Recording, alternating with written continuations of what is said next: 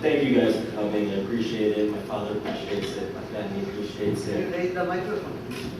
I'm sorry, I'm a little bit taller than Yeah, I know. Yeah, that's Not by much. You have to stick to the.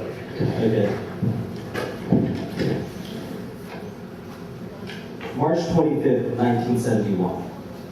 We were setting up barricades at the intersection of Mine Road and Elephant Road. We were in front of Shaban Hotel. It was about 1:15 to midnight. A few cars traveled along Mine Road, but we didn't notice. We were too busy with the task at hand. A little tired, I stood apart on the sidewalk for a while. Some cars approached the square and stopped near the fountain. People inside took notice of us. It was probably the clamor that we created that struck their curiosities. One car changed its direction from south to west. The area was half lit and half dark. The headlights of the cars fell brightly onto our eyes, blurring our vision. Suddenly, the headlights switched off. There was no doubt that these were military jeeps.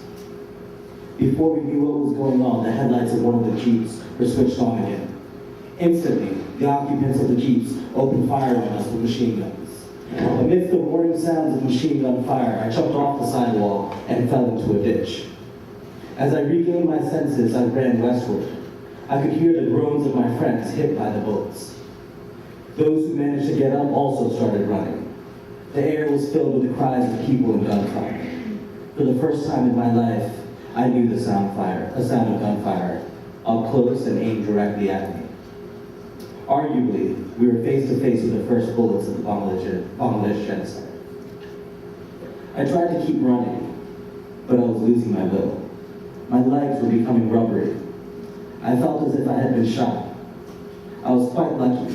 My cousin Kaja lived, I was quite lucky. My cousin Kaja lived nearby on Elephant Road. He lived in a house adjacent to the railway tracks. With my last ounce of energy, I ran to his house, drenched in the filth of the ditch. As soon as I entered Kaja's house, I checked my body for bullet wounds. Luckily, aside from some bruises, I escaped unscathed. After the running and the horror of the evening, my thirst had finally caught up to me. I had a seemingly unquenchable thirst. I was exhausted. I quickly drank a tall glass of water.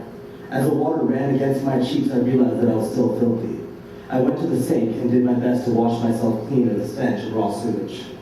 My heart still pounded and I found it difficult to stand. I went to the living room and stretched my body across the sofa. Kaja was visibly frightened by the look on my face and in the way I stormed into his home. He began pressing me about what had just happened. With a deep breath, I regained my composure and started narrating the incident to Kaja.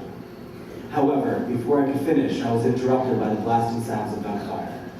Kaja and I tried to follow the sounds with our ears. The sounds were coming from Dhaka University, Ilkhana, and Rajarbad.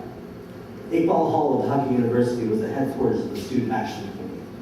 Ilkhana was the headquarters of the East Pakistani Rifles, the EPR, the Border Security Force.